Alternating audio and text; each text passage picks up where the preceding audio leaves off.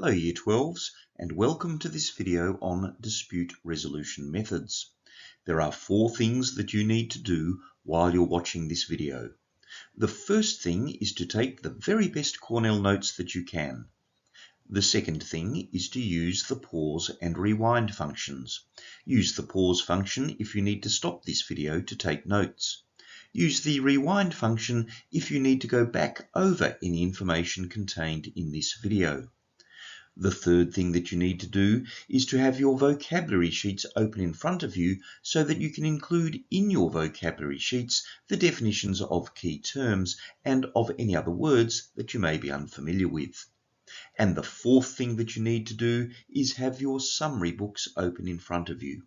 I have separately provided you with a table that summarizes much of the important information that is contained in this video. This is the table called Methods Used to Resolve Civil Disputes. You should supplement this table with any additional information from this video that you think is useful, and then include this table in your summary books. In addition, in this video, I have provided you with some tables that set out the strengths and weaknesses of mediation, conciliation, and arbitration. Again, I have separately provided these tables to you. You should also include these tables in your summary books. Once you've finished watching this video, please make sure that you read the pages from the textbook referred to on this slide. And if you find any additional information that you think is useful, then please include that additional information in your Cornell notes. On this slide, I've set out the learning intention for this video. Make sure that you write this learning intention down in your Cornell notes.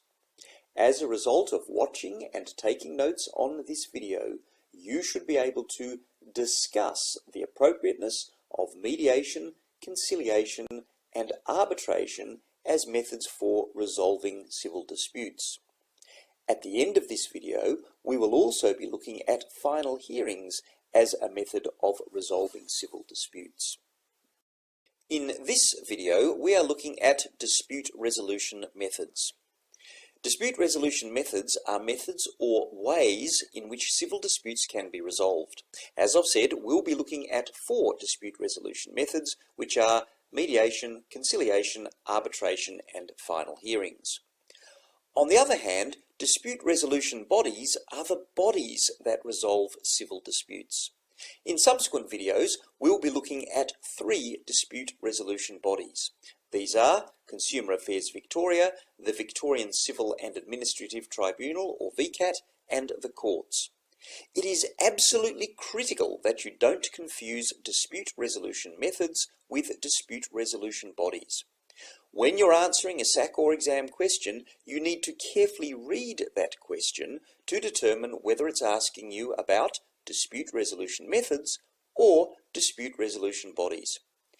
Importantly, one dispute resolution body can often use one or more of the dispute resolution methods to resolve a civil dispute.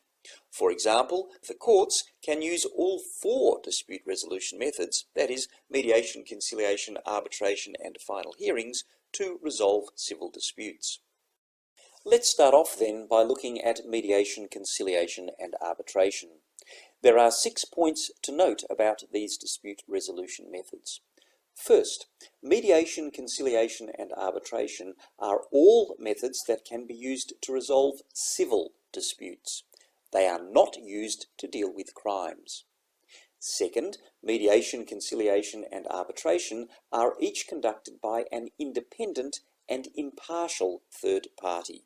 This third party is called the mediator in the case of mediation, the conciliator in the case of conciliation, and the arbitrator in the case of arbitration. Third, it is generally less expensive and less time-consuming for parties to resolve their disputes using mediation, conciliation, or arbitration than if the parties had their disputes resolved at a court or VCAT hearing. Fourth, mediation, conciliation, and arbitration typically involve less formal proceedings than a court or VCAT hearing. Fifth, mediation, conciliation and arbitration are dispute resolution methods that are used to different extents by the three dispute resolution bodies that we'll be looking at in subsequent videos. The courts use mediation, conciliation and arbitration. VCAT uses mediation and conciliation. And Consumer Affairs Victoria uses conciliation.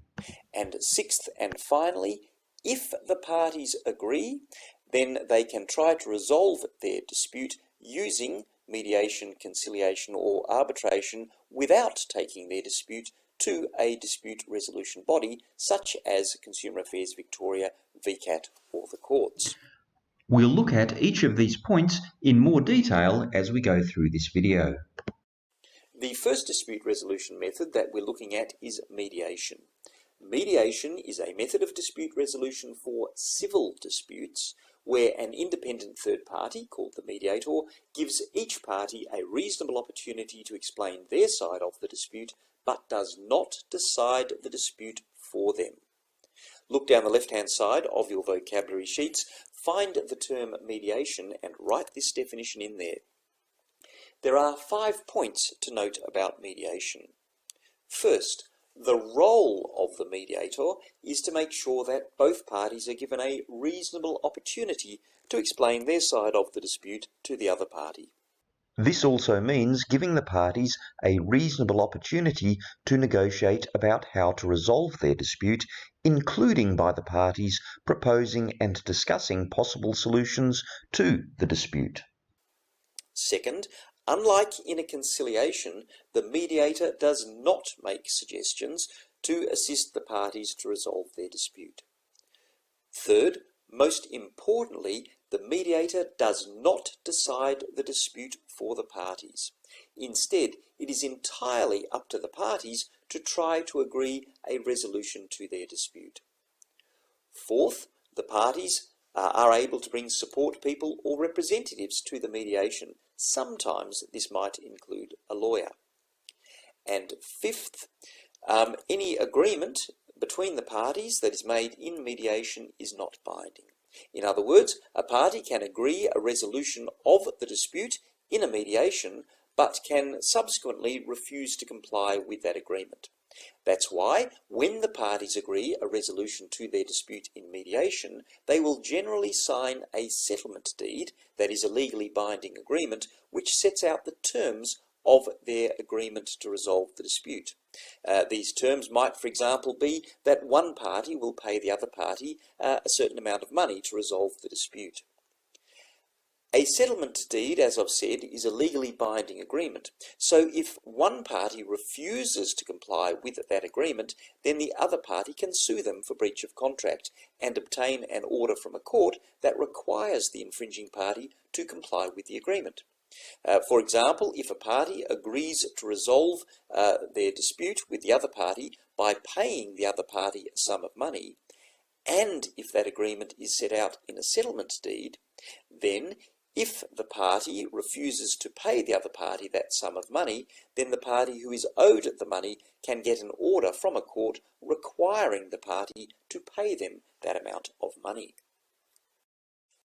This slide sets out the dispute resolution bodies that use mediation to resolve civil disputes. All of the Victorian courts, that is the Magistrates Court, the County Court and the Supreme Court, can use mediation to resolve civil disputes in the sense that they can direct the parties to try to resolve their dispute by mediation before the dispute is heard by the court. This is one of the important case management powers that magistrates and judges have. In such a case, the mediator will be a person who is either chosen by the court or who is agreed by the parties, assuming that the parties can agree on the mediator. VCAT also uses mediation to resolve civil disputes. In particular, where the dispute is about goods or services and where the amount in dispute is between $500 and $10,000, then VCAT might invite the parties to attempt to resolve their dispute by mediation using the Fast Track Mediation and Hearing Program. Under this program, the mediation is conducted by a mediator from the Dispute Settlement Centre of Victoria. However, if the parties are unable to resolve their dispute at the mediation, then VCAT will decide the dispute for the parties at a hearing that is held later on in the same day. Finally, as I've already said, even without going to the courts or VCAT, the parties themselves can try to resolve their dispute by mediation if they both agree to use mediation. The Dispute Settlement Centre of Victoria is one of a number of agencies that provides mediation services to parties who wish to try to resolve their dispute by mediation. The second dispute resolution method that we're looking at is conciliation.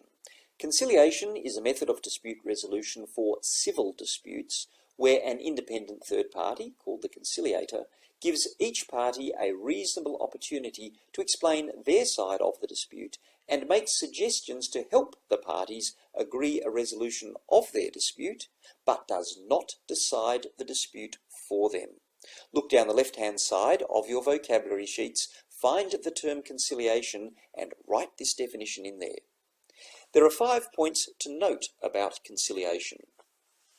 First, similarly with a mediation, the role of the conciliator is to make sure that both parties are given a reasonable opportunity to explain their side of the dispute to the other party.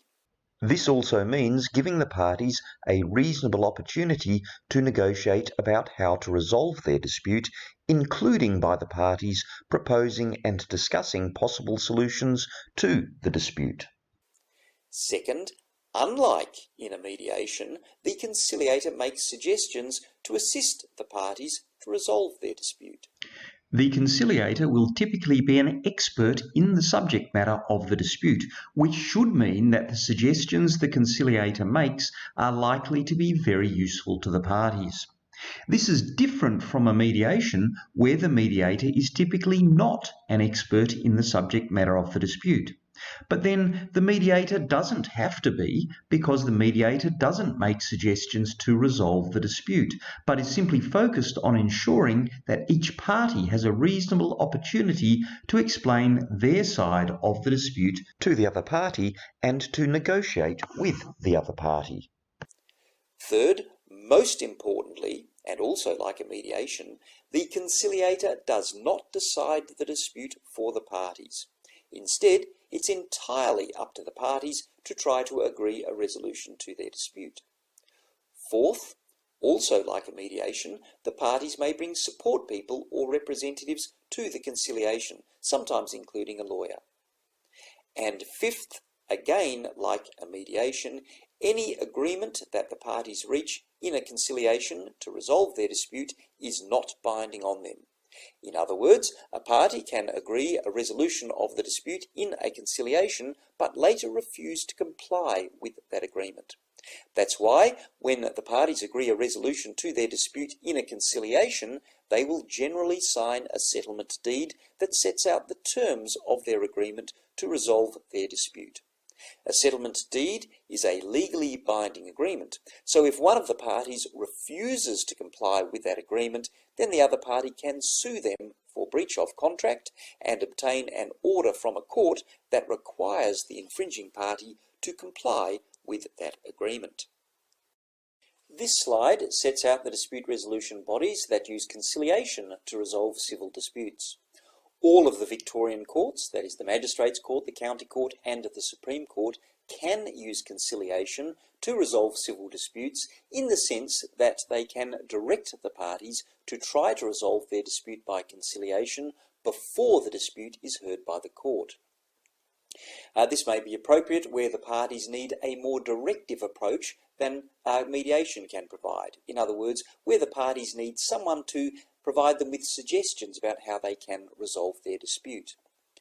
When the County Court or the Supreme Court directs the parties to try to resolve their dispute by conciliation, then the conciliator will be a person who is either chosen by the court or who is agreed to by the parties, assuming that the parties can agree who the conciliator should be. In the Magistrates Court, a pre-hearing conference is held for most civil matters. This is a hearing before a registrar of the Magistrates' Court, that is a court official, to try to resolve the dispute or at least settle some of the issues that are in dispute between the parties. In this way, the registrar acts as a conciliator by suggesting how the dispute can be resolved or how some issues in dispute between the parties can be resolved. VCAT also uses conciliation to resolve civil disputes. It does this by requiring the parties to attend a compulsory conference before a VCAT member. The VCAT member acts as a conciliator by helping the parties with suggestions as to how they can resolve their dispute or at least settle some of the issues that are in dispute between them. However, if the parties are unable to resolve their dispute at the compulsory conference, then VCAT will decide the dispute for the parties at a hearing. Consumer Affairs Victoria uses conciliation to resolve disputes that parties bring to it. In fact, conciliation is the only dispute resolution method that Consumer Affairs Victoria can use. Finally, as I've already said, without even going to the courts or VCAT or Consumer Affairs Victoria, the parties themselves can try to resolve their dispute by conciliation if they both agree to use conciliation. The Dispute Settlement Centre of Victoria is one of a number of agencies that provides conciliation services to parties who want to try to resolve their dispute by conciliation. You'll recall that our learning intention requires you to be able to discuss the appropriateness of mediation and conciliation as methods for resolving civil disputes. The purpose of this slide and the next few slides is to provide you with information that will help you to achieve this learning intention. Broadly speaking, mediation or conciliation will be appropriate dispute resolution methods in 5 types of circumstances.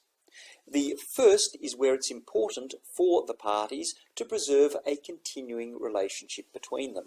For example, as where the dispute is between neighbours or between business partners. In such a case, the parties may well need to continue in a relationship with each other after the dispute is resolved. Neighbours will continue to live next door to each other unless one of them moves, and business partners will continue to work with each other unless they wind up their business. The advantage of mediation or conciliation is that the parties can resolve their dispute by agreement. For there to be an agreement, both parties will generally need to compromise. Accordingly, there will be no clear-cut winner and no clear-cut loser. On the other hand, if the parties take their dispute to a court or VCAT hearing, then this is a very adversarial process where both parties are trying to win. This can be very damaging to relationships, and in the end, of course, the court or VCAT will decide the dispute, and there will typically be a clear-cut winner and a clear-cut loser. There is likely to be less damage to a relationship between two parties who are in dispute where the dispute is resolved without one party clearly winning and the other party clearly losing. The second type of circumstances where mediation or conciliation is an appropriate dispute resolution method is where both parties are willing to compromise. This is necessary because in a mediation or conciliation, the mediator or conciliator does not decide the dispute for the parties. Instead, it's entirely up to the parties to agree a resolution to their dispute. The parties are more likely to compromise and therefore to reach an agreement if they trust each other, if there's not an imbalance of power between them, and if there are no overwhelming emotions, for example, as is the case in a family law dispute. Thirdly, mediation or conciliation will be appropriate where the parties want to resolve their dispute at an early stage to avoid legal costs. As I've said before, mediation and conciliation are typically less expensive and less time-consuming for parties than where parties have their dispute resolved by a court or by VCAT in a hearing. Fourthly, mediation or conciliation will be appropriate where the parties want to resolve their dispute in private. Unlike at a court hearing, There is no requirement for mediation or conciliation to be held in public, and in fact most mediations and conciliations are not held in public but in private. And finally, mediation or conciliation will be appropriate to resolve a dispute where the issue in dispute is clear. For example, where the defendant has already admitted liability to the plaintiff, and so the only question is the amount of compensation which the defendant should be required to pay to the plaintiff. This is a very clear question which is capable of being decided by agreement by the parties. This table sets out the strengths and weaknesses of mediation and conciliation. Now, I'm sure you'd agree that a very interesting SAC or exam question would be one that required you to discuss or perhaps evaluate the strengths and weaknesses of mediation or conciliation. Please make sure that you include this table in your summary books. Let's now work through this table. A major strength of mediation and conciliation is that the dispute is resolved by agreement of the parties. This means that both parties control the outcome. If the parties are able to agree a resolution to the dispute, then the dispute will be resolved. On the other hand, if the parties cannot agree a resolution to the dispute, then the dispute will not be resolved. A party cannot be forced to accept an outcome that they disagree with. In addition, for an agreement to be reached, both parties must generally compromise. Accordingly, there's no clear-cut winner and no clear-cut loser. Instead, because each party will have to give up something and because each party will receive something as part of the compromise necessary to reach an agreement to resolve the dispute, both parties will buy into the solution to the dispute. This in turn means that both parties are more likely to be satisfied with the solution. Put another way, mediation and conciliation are not focused so much on who is wrong as on how the dispute can be resolved. This is a more constructive focus than where a dispute is determined at a court or VCAT hearing where each party is arguing that they should win and that the other party should lose. The emphasis of mediation and conciliation on a mutual agreement is more likely to assist the parties to continue in a relationship. For example, as where the parties in dispute are neighbours or business partners.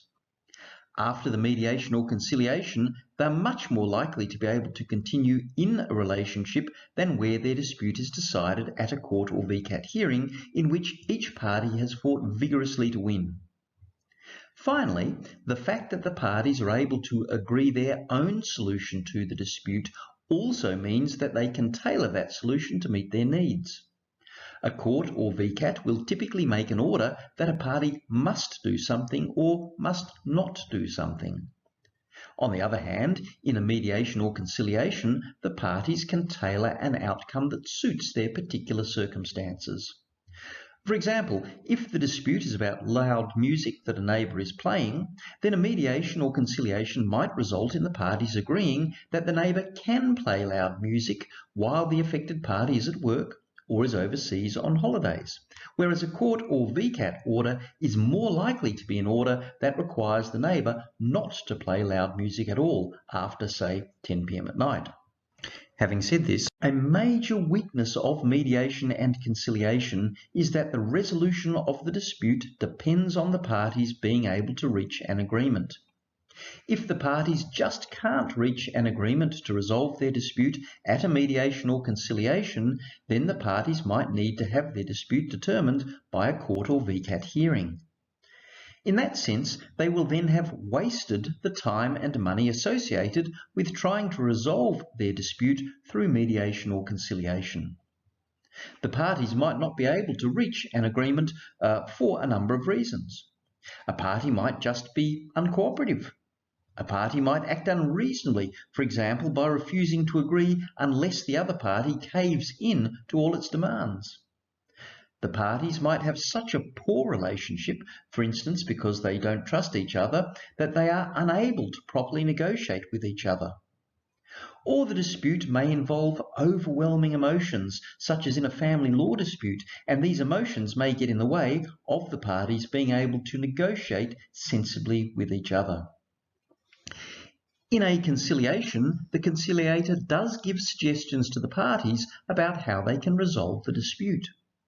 Although the conciliator does not decide the dispute for the parties, and it's up to the parties to see whether they can agree a resolution to the dispute, a party might be dissatisfied with the conciliation if they feel as though the conciliator has directed them into an agreement that they didn't want.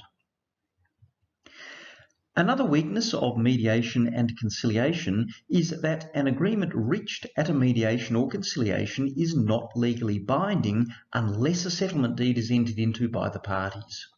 So, if there's no settlement deed, there is a risk that one party might fail to comply with an agreement that they've reached at a mediation or conciliation. However, this weakness can be easily overcome by the parties signing a settlement deed, and indeed, where the parties at a mediation or conciliation reach an agreement, they will generally sign a settlement deed.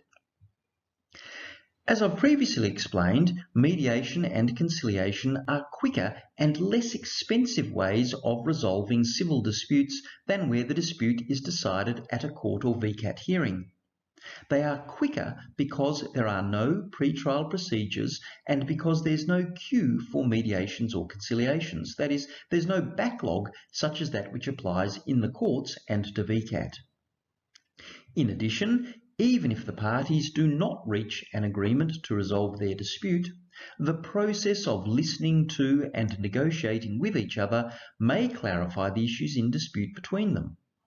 This can in turn reduce the time of any court or VCAT hearing that might subsequently be held to determine the dispute.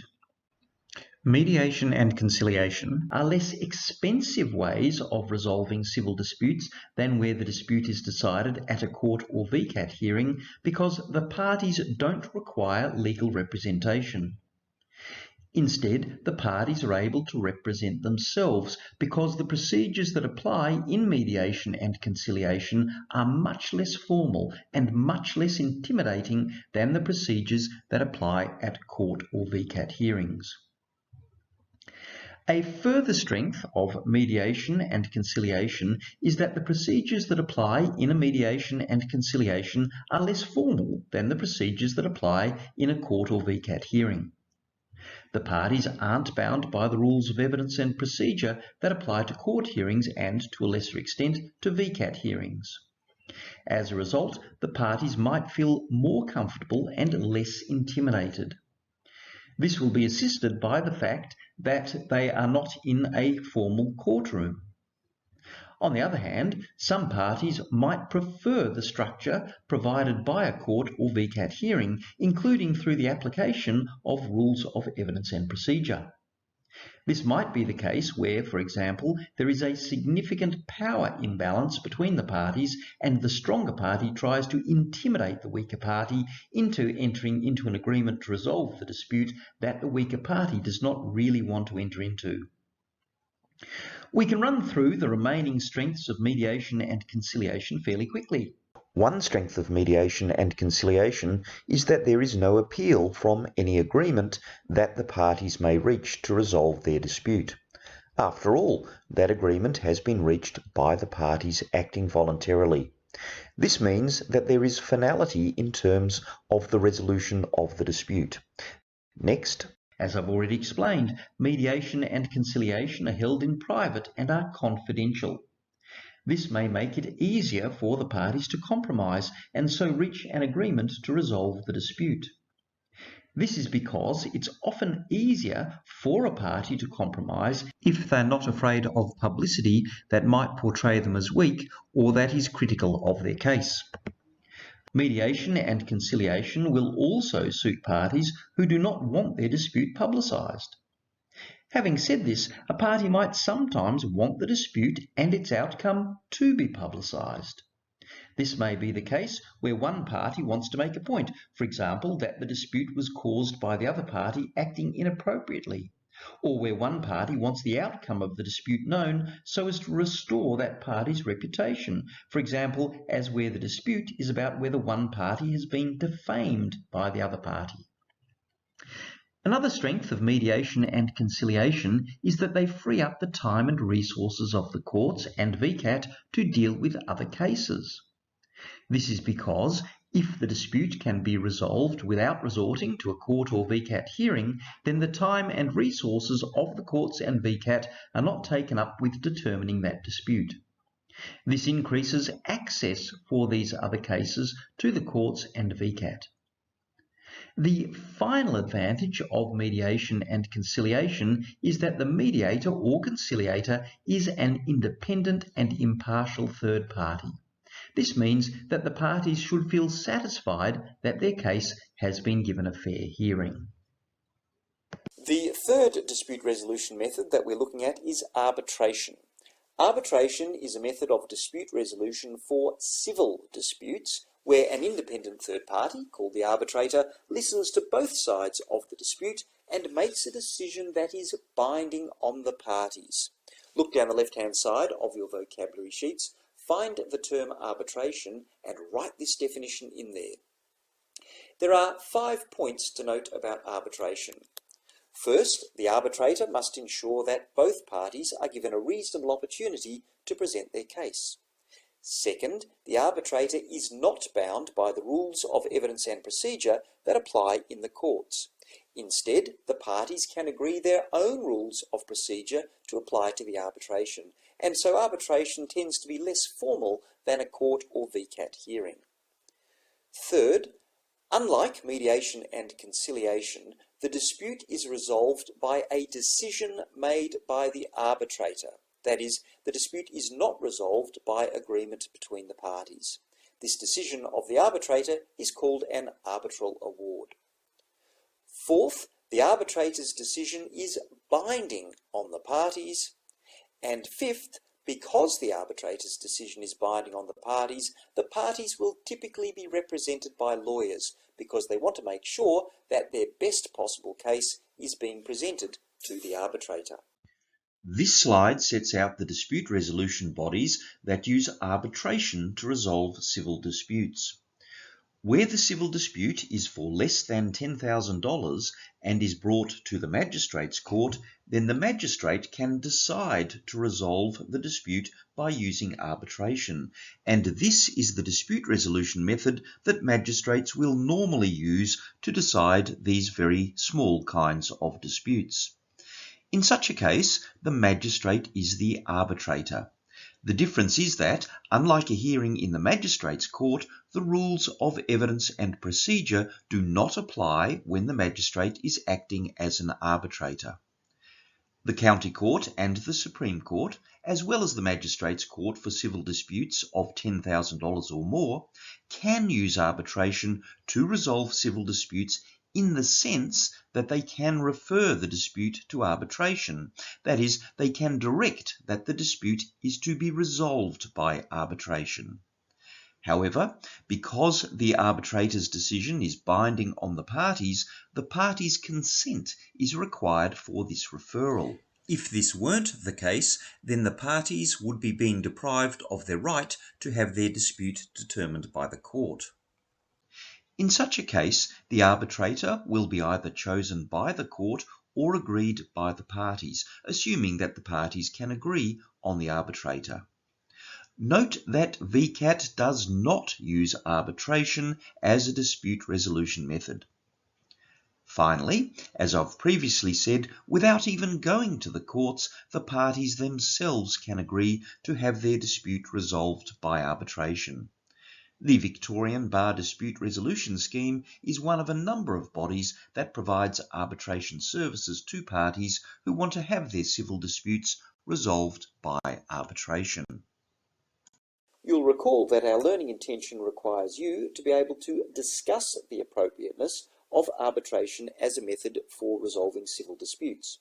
The purpose of this slide and the next few slides is to provide you with information that will help you to achieve this learning intention. Broadly speaking, there are three types of circumstances in which arbitration will be an appropriate dispute resolution method. First, arbitration will be appropriate where the parties want the decision resolving their dispute to be binding. Remember that, unlike in a mediation or conciliation, in an arbitration, the dispute is resolved by a decision made by the arbitrator, not by agreement between the parties. And furthermore, the arbitrator's decision is binding on the parties. That is, the parties must comply with that decision. Second, arbitration will be appropriate where the parties want their dispute to be resolved in accordance with less formal rules of evidence and procedure than apply in court.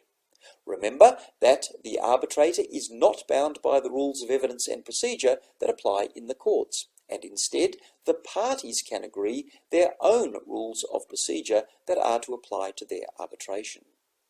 Third, arbitration will be appropriate where the parties want to resolve their dispute in private. Unlike the case with the courts, in the case of arbitration, there's no requirement for the arbitration to be held in public, and certainly most arbitrations are held in private. The purpose of this table is to set out the strengths and weaknesses of arbitration. Make sure that you include this table in your summary books. A major strength of arbitration is that the arbitrator resolves the dispute by imposing a decision on the parties. This provides certainty of outcome because the resolution of the dispute does not depend on the parties agreeing to resolve the dispute. However, this also means that the parties do not control the outcome of the dispute, and so at least one of the parties, that is, the party who loses, is likely to be dissatisfied with the outcome. Another major strength of arbitration is that the arbitrator's decision, called an arbitral award, is binding on the parties. This means that the parties must comply with that decision. If a party refuses to comply with the arbitral award, then the other party can register the arbitral award with a court and enforce the arbitral award as if it was a court order. Arbitration is often a quicker way of resolving civil disputes than where the dispute is decided at a court hearing. This is because the procedures for an arbitration are less formal than for a court hearing. For example, there are no pretrial procedures. In addition, the rules of evidence and procedure that apply in the courts do not apply in an arbitration. Instead, the parties are able to determine the procedures that apply in the arbitration by agreement between them. Having said this, if the dispute is a very complex dispute, then the arbitration can be quite lengthy.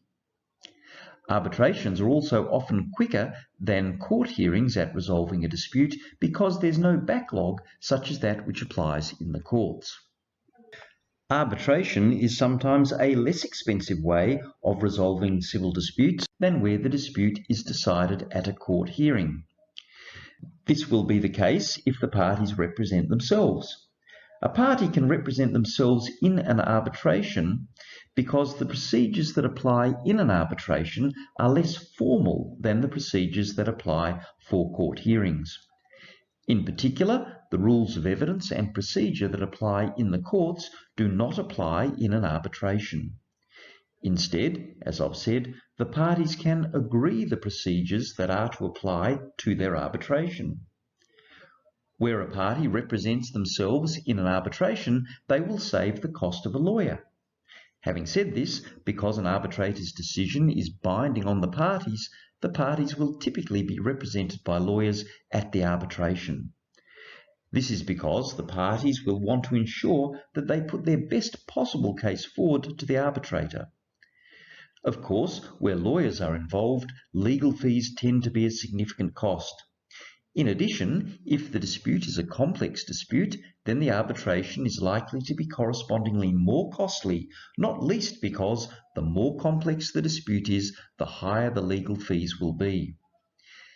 As you'll have gathered from what I've said, Another advantage of arbitration is that the rules of evidence and procedure that apply in the courts do not apply in an arbitration, and instead the parties are free to agree the procedures that are to apply to their arbitration. Where a dispute is resolved by arbitration, the parties only have a limited right of appeal against the arbitrator's decision. Generally speaking, a party can only appeal an arbitrator's decision on a point of law. This is an advantage of arbitration in the sense that there is less scope to appeal against the arbitral award, and so there is a greater degree of finality than, say, where the dispute is determined by a court hearing. As you know from our work on the Victorian civil court hierarchy, there are a number of grounds on which a dissatisfied party can appeal against the decision of a lower court to a higher court. However, the limited right of a party to appeal the arbitrator's decision is also a disadvantage because it means that a party cannot generally appeal an arbitrator's decision on a question of fact. For example, on the grounds that the arbitrator has overlooked or not properly weighed up the facts, that is, the evidence. Unlike court proceedings, arbitrations don't have to be held in public, and in fact most arbitrations are held in private and they are confidential.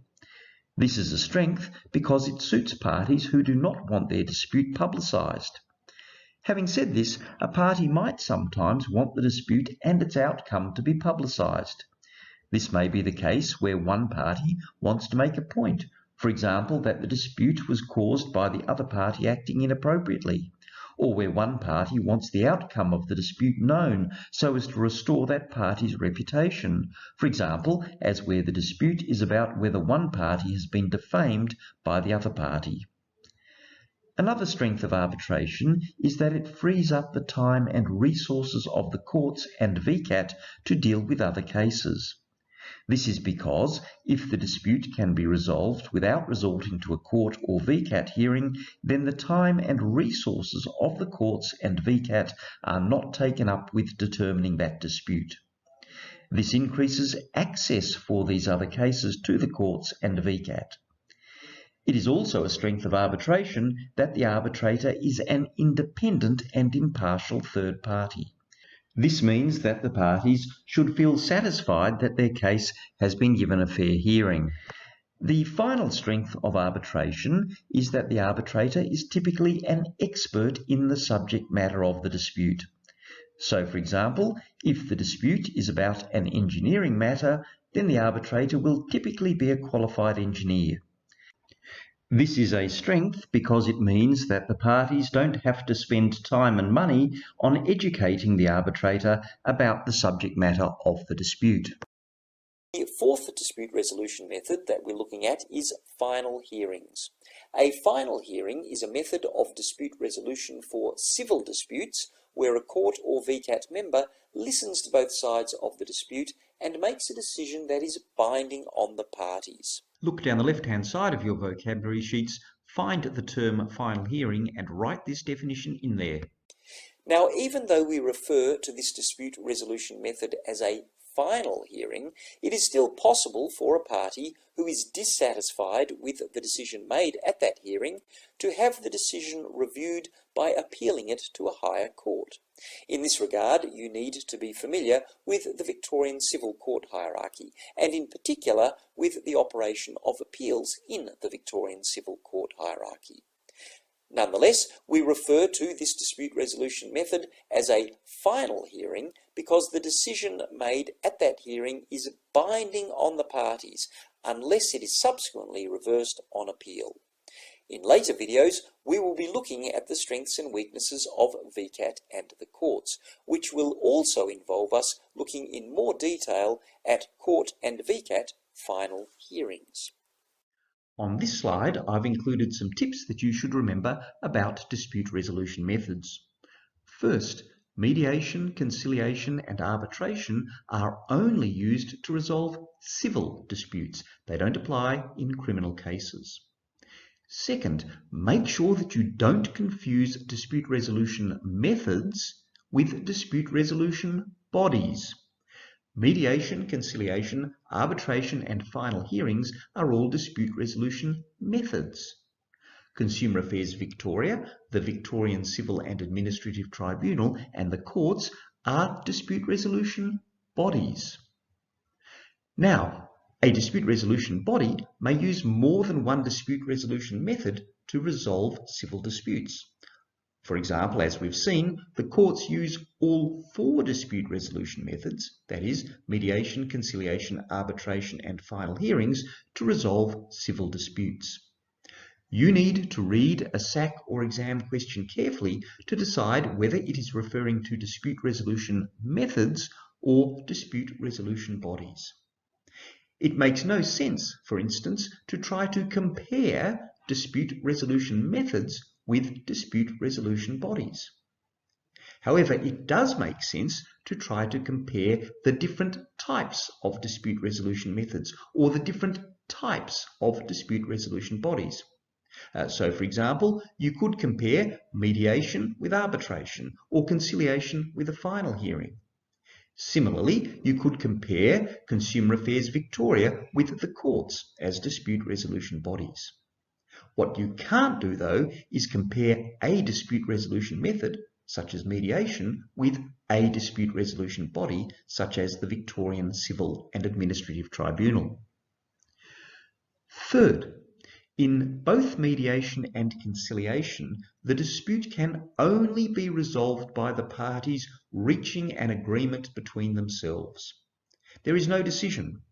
There's no decision by the mediator or the conciliator, and there's no decision by the parties. So when you're referring to mediation and conciliation, make sure that you refer to the parties reaching an agreement rather than to the parties reaching a decision. Fourth, mediation and conciliation are very similar. The key difference between them, however, is that in a conciliation, the conciliator makes suggestions to the parties about how they could resolve their dispute, whereas in a mediation, the mediator does not make suggestions to the parties about how they could resolve their dispute. Fifth, don't describe mediation and conciliation as informal. It's just that they are less formal than court or VCAT hearings. Sixth, when we say that a court may resolve a dispute by mediation or conciliation, what we generally mean is that the court will order the parties to try to resolve their dispute using a mediator or conciliator. Typically, the courts themselves will not undertake that mediation or conciliation. Instead, the mediator or conciliator will be a third party that has been agreed by the parties, or if the parties can't agree, it will be a third party, such as a mediator or conciliator from the Dispute Settlement Centre of Victoria, who has been appointed by the court to mediate or conciliate that dispute. And seventh, don't confuse the $10,000 threshold and the $100,000 threshold that apply in relation to civil disputes before the magistrate's court. The $10,000 threshold is relevant in the sense that where a dispute before the magistrate's court is for up to $10,000, then the magistrate can and normally will determine the dispute using arbitration. On the other hand, the $100,000 threshold is relevant because the magistrate's court only has jurisdiction to deal with civil disputes of up to $100,000. Well, that brings us to the end of this video. As a result of watching and taking notes on this video, you should now be able to discuss the appropriateness of mediation, conciliation, and arbitration as methods for resolving civil disputes. Remember that you now need to read the pages from the textbook that are referred to on the first slide. If you find any additional information from that reading that you think is useful, please supplement your Cornell notes with that information. Thank you for your attention.